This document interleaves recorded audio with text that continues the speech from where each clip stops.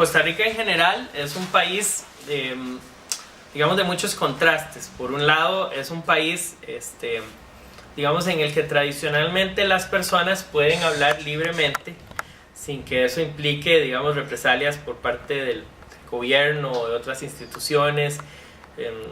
Dichosamente, pues, no ha habido, digamos, recientemente guerras civiles ni nada de ese tipo. Entonces, más o menos el costarricense promedio puede decir que en Costa Rica uno puede decir lo que quiera y que nadie se lo va a limitar. Pero una cosa es poder decir lo que uno quiera y otra es cuál es el impacto de eso que uno dice, ¿verdad? En general, a pesar de que hay libertad de expresión en Costa Rica bastante abierta, el dónde se ejerce esa libertad de expresión es lo que está limitado. En general, los medios de comunicación cada vez están siendo apoderados por menos empresas, ¿verdad? Hace unos años había muchísimas empresas nacionales que tenían medios de comunicación y poco a poco esas empresas nacionales han ido cayendo en pocas manos y en muchos casos manos extranjeras, y eso ha limitado a que cuando los medios de comunicación cubren ciertos temas, los cubren desde una única visión, que muchas veces es la de las élites económicas, que son las que se han convertido en las dueñas de los medios de comunicación. Medios en pocas manos y además, digamos, manos vinculadas a las élites de poder, han hecho que el discurso se convierta en un discurso de las élites de poder a través del espectro radioeléctrico. El espectro radioeléctrico, o el espacio de aire a través del cual viajan los medios de comunicación, dice José Ignacio López Vigil que es como el arco iris. ¿Quién es el dueño del arco iris? Nadie. El arco iris es de todos y todas. El espectro radioeléctrico es el aire, porque es a través del aire que viajan las ondas de radio y televisión. Esas ondas de radio y televisión nos pertenecen a todos y todas. Eso no es ningún terrenito de nadie, eso no es la finca de nadie, eso es un bien que pertenece a la colectividad. Y al ser un bien que nos pertenece a todos y todas, debe ser un bien utilizado en función de todos y todas, ¿verdad? Entonces, ¿qué principios deben regir este espectro radioeléctrico? En primer lugar, que ese espectro debe ser diverso, debe tener varias voces y además debe responder a varias lógicas.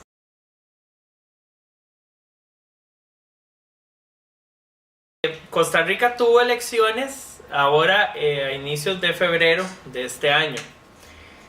Veníamos, digamos, de muchos años gobernados por bipartidismo.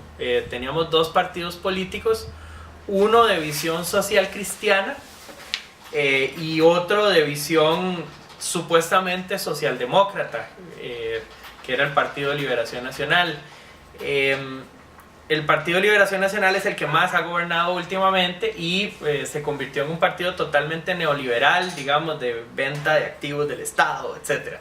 Entonces, obviamente, este partido que gobernó hasta abril de este año tenía una visión totalmente pro-privada, ¿verdad? O sea, lo que los empresarios privados dijeran, eso se hacía, y nosotros éramos prácticamente cucarachas a aplastar en el modelo, ¿verdad? O sea, ellos lo que decían era, ni siquiera se dignaban a hablar con nosotros, ¿verdad? Cualquiera que tratara de hablar de algo distinto, incluso decían que promovíamos las emisoras de radio piratas y un montón de descabelladas, ¿verdad? Y eso fue lo que llegaron a decir, cuando en realidad lo que estábamos promoviendo era el derecho a la comunicación. Ahora ha ingresado un nuevo gobierno. Podemos reconocer que tiene un poco más de apertura, digamos, ya nos considera un actor dentro de la discusión, ¿verdad? A los movimientos sociales, y más o menos se ha sentado a negociar con nosotros, pero bueno, uno no puede quedarse solo con las intenciones. Estamos esperando realmente que este gobierno pues tome acciones. Tenemos alguna fe de que las va a tomar, pero bueno, estamos esperando los hechos, ¿verdad? Y no las promesas. Sentimos que sí hay un mejor ambiente, o sea, hay un mejor ambiente, ya el tema se está discutiendo.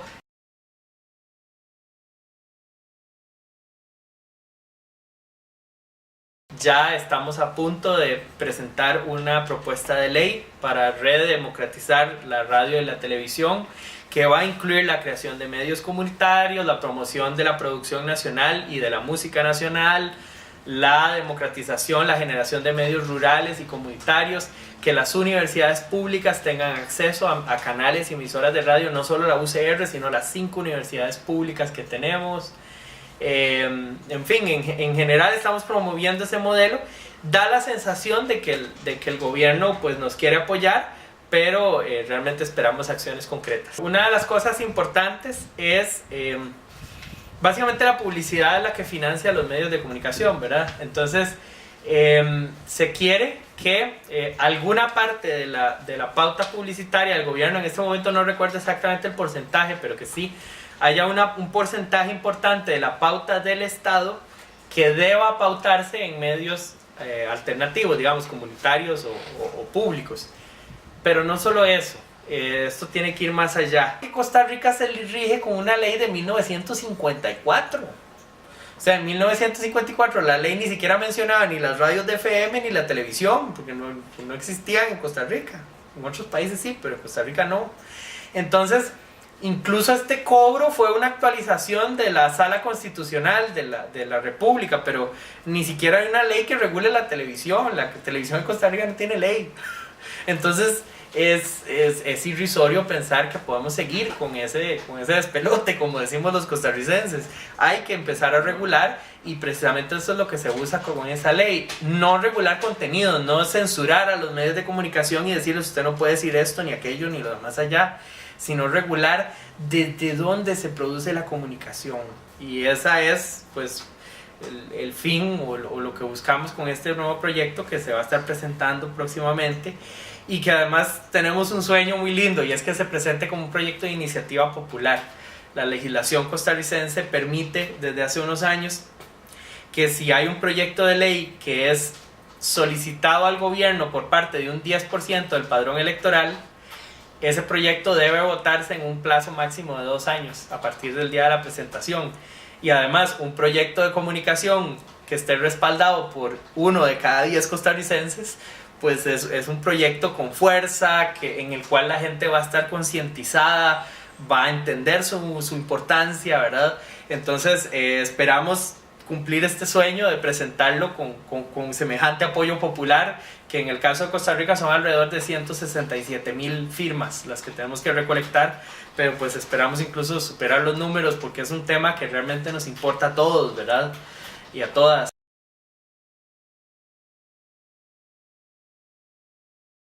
Bueno, la Red Mica es una iniciativa muy interesante. Es una mezcla de algunos medios locales, incluso de gente que participa desde lugares muy pobres. Por ejemplo, hay hasta representantes de una comunidad que se llama La Carpio, que es uno de los lugares más pobres y más marginados de San José, ¿verdad?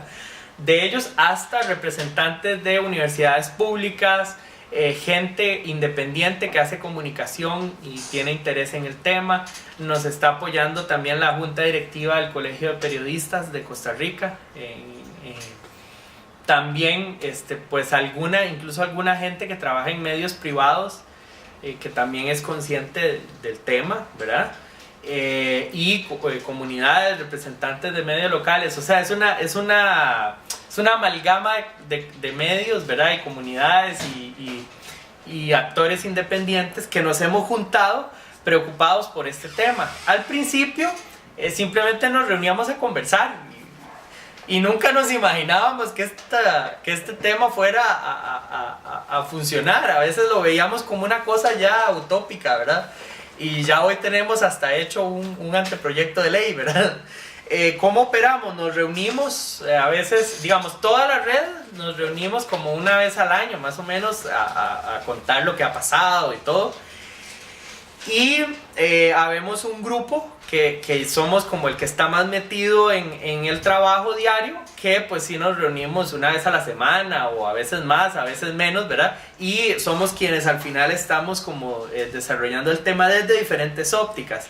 Digamos, estamos aquí del área técnica, hay otras compañeras que están en el área de derechos humanos, hay otros compañeros que tienen más expertise desde las comunidades, hay gente representante de sindicatos que también, entonces es un grupo muy diverso y las discusiones son riquísimas, cada semana aprendemos montones el uno del otro, ¿verdad? Y así es como hemos ido poco a poco construyendo esta iniciativa, ¿verdad?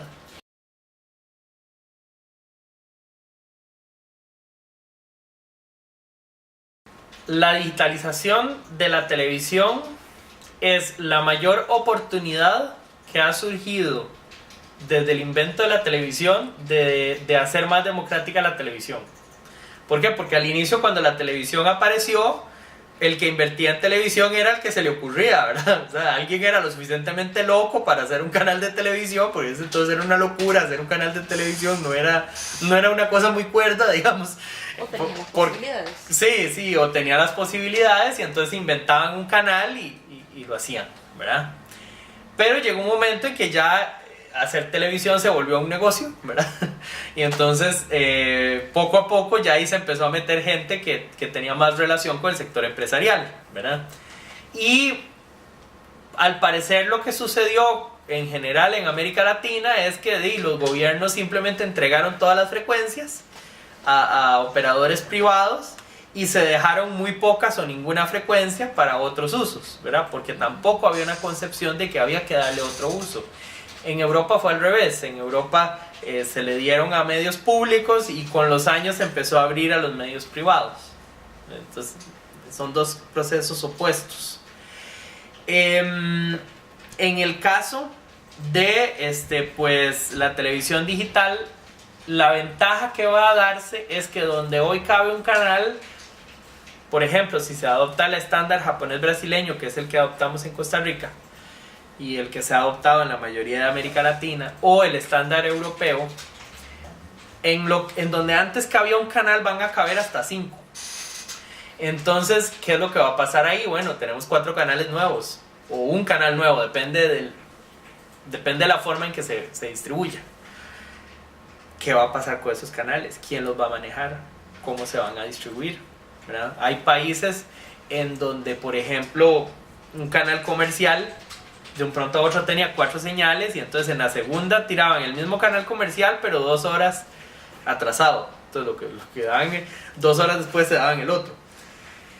El tercer canal eran series viejas repetidas y el 4 era ventas por televisión 24 horas al día. Bueno, ese es el uso que le queremos dar a los medios de comunicación nuevos. Queremos enlatados de novelas de cuanto país en el mundo haya, o queremos nueva producción desde nuevas ópticas. Entonces ahí es donde la televisión digital se vuelve algo clave, ¿verdad? Entonces por eso nuestra lucha es para que a esos canales nuevos que surgen se le den nuevos usos. Y también que haya una reserva para usos futuros. O sea, que el gobierno no llegue y entregue todo a lo loco, ¿verdad? En un año, sino que diga, bueno, por ahora entrego tantos y veremos en los próximos 10 años qué pasa. Y nos reservamos estos canales para eso. También que a los nuevos actores que van a estar en la televisión y en la radio se les den concesiones con un uso finito, no infinito, ¿verdad? No es que les digan, si usted puede usar esto y heredárselo a los hijos y a los nietos y a los hijos de los hijos, ¿verdad? No, esto tiene un uso de 30 años y dentro de 30 años, bueno, veremos qué pasa, ¿verdad? Después que establezca nuevas reglas, que le diga a los actores, bueno, yo le doy esta concesión, pero si usted se la quiere vender a otro empresario, no puede. Tiene que devolverla al Estado y el Estado es quien se la da a un nuevo actor, no usted. Porque esa frecuencia no es suya, es del Estado. Suyo son las torres y el equipo y el transmisor y eso sí es del empresario, pero la frecuencia, que es lo más importante, eso le pertenece al Estado.